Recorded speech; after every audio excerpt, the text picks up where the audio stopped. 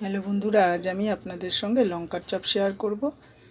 দেখুন চপগুলো সব ভাজা হয়ে গেছে, আর কিভাবে করলাম সেটা আপনাদের সঙ্গে শেয়ার করব। চলুন দেখে নিই। বন্ধুরা দেখুন, এই যে আমি লঙ্কাগুলোকে কত সুন্দরভাবে পেটগুলোকে চিড়ে নিয়েছি। প্রত্যেকটা লঙ্কারই কিন্তু পেট চিড়ে নিয়েছি। নিয়ে দেখুন আমি এই যে ওর ভেতরের যে লঙ্কার দানাগুলো সেগুলো আমি বের করে ফেলেছি। এরপর আমি দেখুন ব্যাটারের জন্য কি কি নিয়েছি বেসন, চাল গুঁড়ো, লঙ্কা, হলুদ, পেঁয়াজ, নুন, এইটা হলো নুন, আর নিয়েছি কর্নফ্লাওয়ার। এইগুলো সমস্ত কিছু এবার একসঙ্গে আমি মিশিয়ে অল্প অল্প জল দিয়ে সুন্দর করে ব্যাটারটাকে তৈরি করে নেব। তারপর আমি ভাজা শুরু করব। দেখুন আমি কত সুন্দর হাত দিয়ে সুন্দরভাবে মেখে পেঁয়াজের পুরটাকে আমি তৈরি করে নিয়েছি। এরপর আমি কর্নফ্লাওয়ার আর বেসনের একটা বানিয়ে নেব। ব্যাটারটা বানিয়ে নিয়ে তারপর ডুবিয়ে ডুবিয়ে ভাজতে শুরু করব। ঠিক এইভাবে ধরে ধরে আমি কিন্তু লঙ্কার ভেতরে ঢুকিয়ে দেব যতটা পরিমাণে লাগে। আমি এবার লঙ্কার পুরগুলোকে ভরে ফেলছি।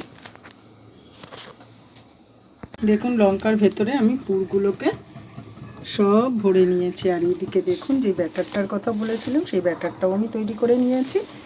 দিয়েছি নুন, হলুদ, গোলমরিচ গুঁড়ো, আর আপনার সামান্য একটু মিষ্টি দিয়েছি, কর্নফ্লাওয়ার আর বেসন দিয়ে ব্যাটারটা তৈরি করে নিয়েছি। এবার আমি প্রত্যেকটা লঙ্কাকে কিন্তু এইভাবে ডুবিয়ে আমি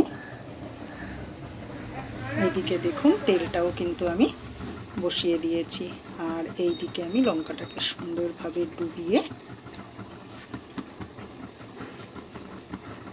তেলের মধ্যে দিয়ে দিচ্ছি। এইভাবে আমি প্রত্যেকটা লঙ্কাকেই কিন্তু ডুবিয়ে ডুবিয়ে দিয়ে দেব। আমি পেঁয়াজের পুর দিয়েছি বলে আপনাদেরও যে পেঁয়াজের পুরই দিতে হবে এরকম কিন্তু কোনো কথা নেই। আপনারা কিন্তু আলুর পুরও দিতে পারেন, চিকেনের পুরও দিতে পারেন, আপনাদের যা ইচ্ছা তাই পুরি কিন্তু আপনারা দিতে পারেন। এইভাবে আমি প্রত্যেকটা লঙ্কাকে কিন্তু ভেজে ফেলবো। ভাজার পর আবার আপনাদের সঙ্গে আমি শেয়ার করব।